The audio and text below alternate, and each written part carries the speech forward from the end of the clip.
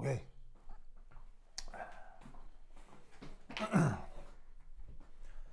자, 여기 보시면 산소, 플로린, 맥니듐, 얼루미늄 이렇게 이제 네 가지가 있는데, 이때 여기에서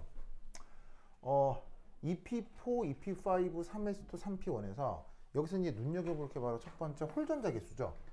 그럼 그 홀전자 개수를 여기서 어떻게 생각을 해봐야 되느냐? 바로 여기인 EP4, EP5, 3p1, 3s2 가장 마지막에 있는 오비탈에서 전자 배치가 어떻게 되는지 살펴보아야 된다, 이런 얘기죠. 자, 그런데 3s 오비탈 같은 경우는 최악의 지금 전자가 지금 몇 개가 있어요. 전자가 지금 두 개가 채워져 있잖아요. 그럼 한 오비탈에는 전자가 몇 개까지 채워질 수 있어요? 두 개까지 채워질 수 있으니까 3s2면은 이 두 전자는 홀전자로 존재해야 돼요? 반드시 쌍으로 존재해야 돼요? 이런 식으로 쌍으로 존재해야 되는 거죠. 그러면 그럴 때 여기에 얘는 2p 오비탈이죠. 그럼 2p 오비탈은 몇 종류가 있어요? 세 종류가 있죠? 그럼 여기서 하나, 둘, 셋 해서 2p, x, y, z일 텐데 거기 전자 4개가 있으니까 하나, 둘, 셋, 넷. 보이시죠? 저렇게 표현이 될 수 있다, 이런 말이에요. 그리고 이때 여기는 그러면 홀전자가 몇 개가 있는 거예요? 홀전자가 2개가 있는 거죠.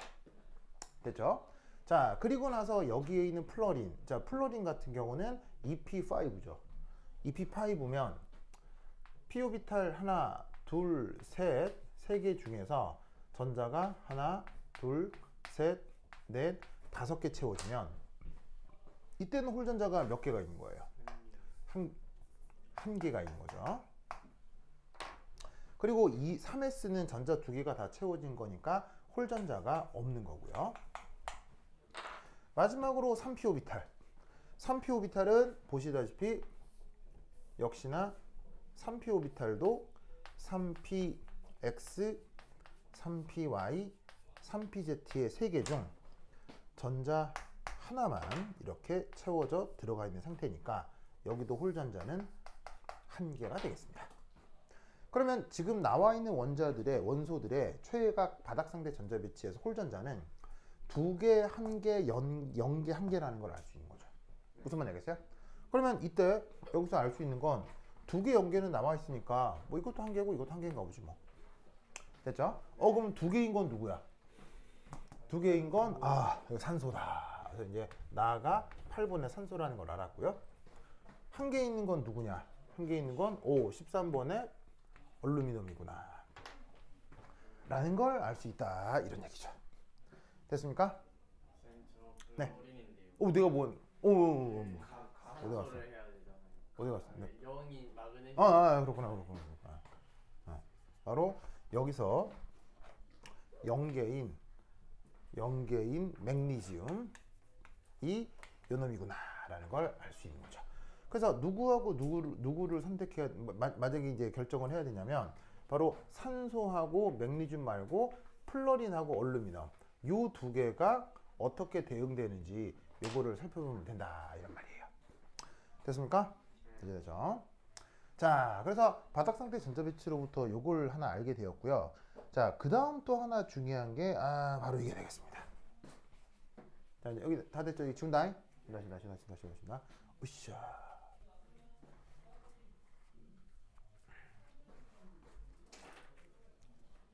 자, 두 번째는 뭐냐면 여기 보시면은 Z 이펙티브라고 하는 게 있죠. 자, 요 Z 이펙티브 얘를 영어 표현으로는 이펙티브 뉴클리어 차지라고 합니다. 이걸 줄여서 Z 이펙티브라고 쓴 건데 우리말 번역은 유효 핵전하. 알겠죠? 제 이름은 유효 핵전하입니다.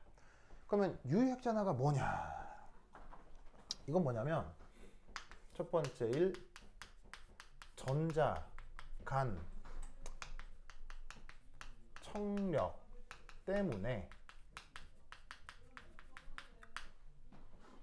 어떤 전자와 핵 간 인력이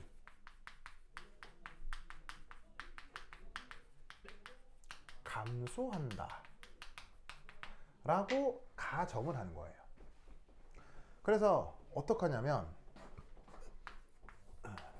원자 모델을 바꾸는데 어떻게 바꾸냐면 예를 들어 힐륨. 자, 힐륨이라고 하면 원자 번호가 몇 번이에요? 원자 번호가 2번이죠. 그럼 이때 얘를 2에 2 플러스 요런 꼴로 핵 전하를 표현해 볼 수 있죠. 여기서 숫자 2는 뭐예요? 이 숫자 2는 원자 번호를 뜻하고요. 2 플러스는 뭐라고 그랬어요? 2 플러스는 무슨 의미인지 모르는군요. 자, 여기서 2는 원자 번호입니다. 자, 원자 번호의 정의는 뭐예요? 원자 번호의 정의는 핵 안에 들어있는 양성자 개수죠. 이때 2 플러스라고 쓰는 건 바로 양성자 한 개의 전하량을 2 플러스라고 씁니다. 아시겠죠? 자, 왜냐? 양성자 한 개의 전하량하고 전자 한 개의 전하량은 그 크기가 어때요? 크기가 같죠? 그리고 방향이 어때요? 방향이 반대죠? 그래서 전자 전하 방향을 마이너스라고 하면 양성자 전하 방향은 뭐가 되는 거예요? 플러스가 되니까 양성자 한 개의 전하량을 2 플러스로 표현을 하는 거예요. 알겠죠? 그러면 힐륨 원자핵 안에는 전자가 몇 개가 있는 거예요? 아니, 힐륨 원자핵 안에는 양성자가 몇 개가 있는 거예요? 2개가 있고 양성자 하나의 전하량은 2 플러스로 표현을 하면 핵에 있는 전체 전하량은 요거의 2배다 라고 얘기하면 되는 거죠. 이해하셨어요? 됐죠? 그러면 이때 요렇게 전자 궤도 N, 그러면 전자가 몇 개가 있어야 되겠어요? 힐륨 원자면 전자는 몇 개가 있어야 되겠어요? 전자 역시 2개여야 할 거 아니에요. 뭔 말인지 아시겠어요? 그러면 요 전자 2개인 것은 뭐랑 같아야 되는 거예요? 원자 번호랑 같아야 되는 거죠. 그래서 핵 안의 양성자 개수하고 전자 개수가 같아야 되니까. 됐죠? 그럼 이때 우리는 여기서 어떤 생각을 할 수 있냐면 핵과 전자 간 뭐가 나타날 수 있다? 인력이 나타날 수 있죠. 핵과 전자 간 인력이 나타날 수 있죠. 그죠? 그런데 전자가 여러 개가 되면 이때부터 전자 간 뭐가 나타날 수 있어요? 청력이 나타날 수 있다. 이런 얘기예요. 무슨 말씀인지 아시겠죠? 그래서 이게 전자가 여러 개일 때에 나타나는 상호작용인데 이거를 어떻게 새롭게 변형을 시키냐면 이렇게 변형을 시킵니다. 바로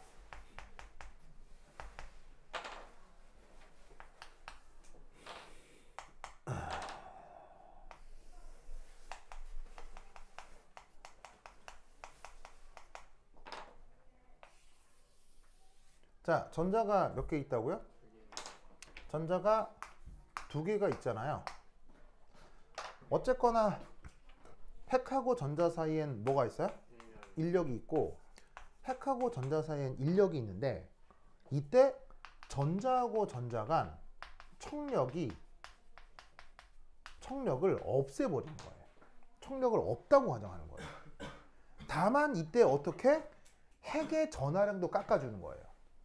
즉 청력을 없애는 만큼 동시에 핵의 전하량도 깎아주는 이런 식으로 새롭게 모델을 만들어 버리는 거예요. 무슨 말인지 알겠죠?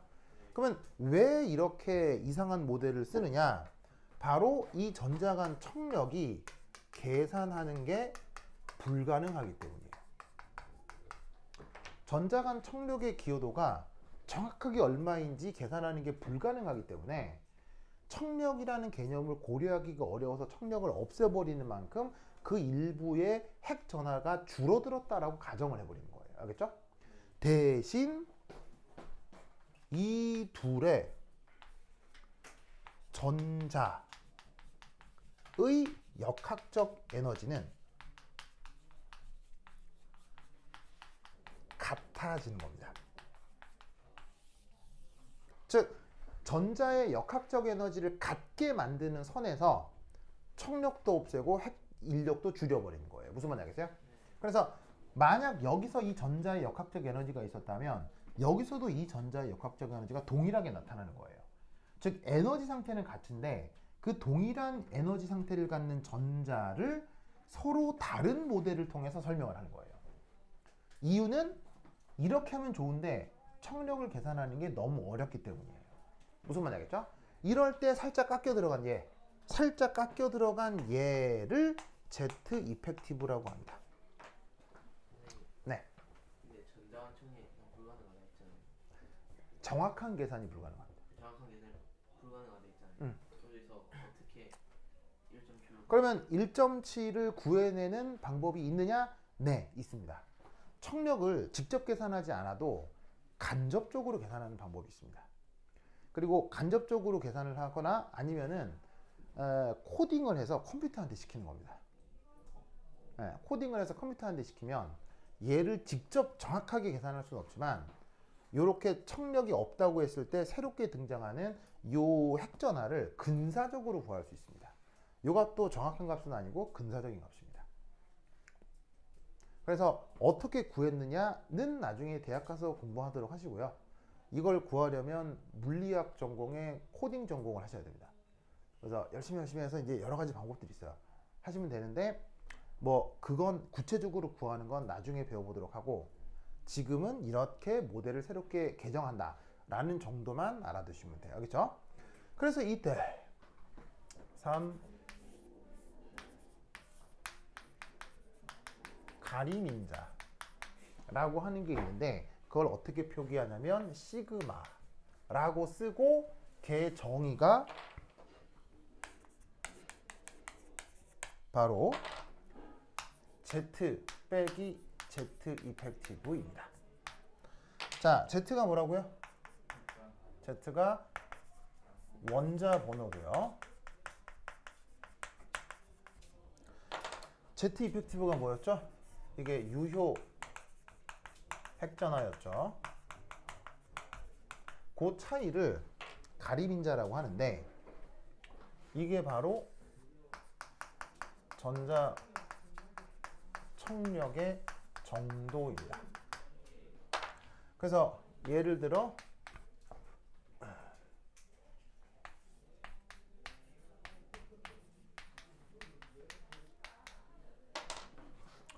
얘를 힐륨에 대해 계산을 하면 Z가 2인데 Z 이펙티브가 1.7이었잖아요. 0.3 정도의 값을 바로 뭐라고 부른다? 저기에 있는 유핵전하에서 나타나는 가림인자라고 얘기를 하는 거예요. 그래서 이때 전체 전자의 역학적 에너지에 전자 간 청력의 기여도가 상대적으로 0.3 정도가 된다라고 가정을 해주는 거예요. 알겠죠? 그래서 이런 아이디어의 개념을 유효핵전하라고 합니다. 아시겠죠? 자, 근데 이 유효핵전하가 어떤 특징을 갖냐면 바로 어떤 특징을 갖냐면 바로 이제 뭐가 있냐면 그게 있어요. 말이 생각이 안 나냐. 주기성이 있습니다.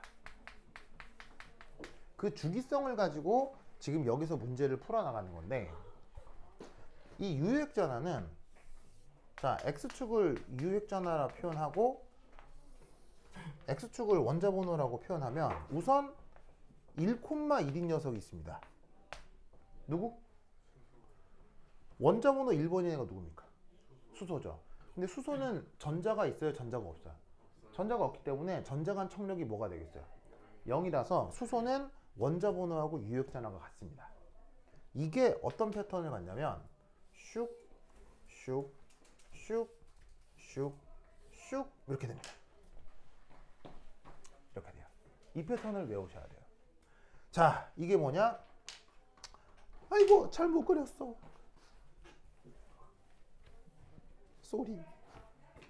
자, 여기서 어떻게 되냐면 슉 한 다음에 슉, 슉, 슉, 슉, 슉 이런 패턴을 갖습니다. 자, 이게 누구냐? 이 패턴을 그래서 외우셔야 되는데 여기가 2번의 힐륨입니다. 여기가 3번의 리튬이고요. 그 다음에 여기가 10번의 니온입니다. 그 다음에 여기가 11번의 소듐이고요. 여기가 18번의 알곤입니다. 무슨 말 알겠죠? 그렇죠? 그래서 이게 뭘 얘기하는 거냐면 여기가 그 1주기 원소고요. 3번에서 8번까지가 2주기 원소고 11번에서 18번까지가 3주기 원소입니다. 무슨 말 알겠죠? 그래서 같은 주기에서는 원자번호가 커지면 커집니다. 근데 어디서 감소하냐면 힐륨을 18쪽이라고 하죠. 근데 리튬을 1쪽이라고 하죠. 네온을 18쪽이라고 하죠. 소듐을 1쪽이라고 하죠. 알곤을 18쪽이라고 하죠. 그 다음에 여기 있는 얘는 누구였습니까? 포타슘이겠죠? 얘가 1쪽이죠. 어디서만 감소하냐면 18쪽이 1쪽이 될 때, 18쪽이 1쪽이 될 때, 18쪽이 1쪽이 될 때 원자번호가 증가하면 감소합니다. 무슨 말 알겠어요? 이런 패턴을 기억해 두셔야 돼요. 무슨 말 알겠죠? 그런데 지금 나와 있는 게 몇 번? 8, 9, 12, 13이잖아요. 그러면 여기가 10번이면 여기가 9번, 여기가 8번, 여기가 산소고 플로린일 거고, 그 다음에 저기에 지금 12번, 14번이면 여기가 12번, 여기가 13번. 알겠죠? 그래서 여기하고 여기가 각각 바로 맥니지움하고 얼루미늄일 거란 얘기야. 무슨 말인지 알겠죠? 그래서 요런 정보하고 요런 정보, 요 정보를 조합해서 누군지를 판단해 내는 수밖에 없어요. 무슨 말인지 알겠죠? 그래서 요렇게 구성된 문제인데 요 유효자는 나중에 기회가 되면 조금 더 내가 설명을 해드릴 거고요. 요런 아이디어다 정도만 우선 기억해 두시기 바랍니다. 오케이? 됐다. 자, 이거 됐고요. 이번 토요일이 마지막 수업이죠. 네, 토요일 있어요? 네, 토요일날 학교 들어가기 전 마지막 수업입니다. 네. 네, 원래 하는 수업, 원래 토요일 하는 수업. 네. 뭐예요? 그래서 여기까지 토요일날 오시고요. 다음 시간 만나요. 안녕. 아, 그리고 내일은 어디 수업 있어요?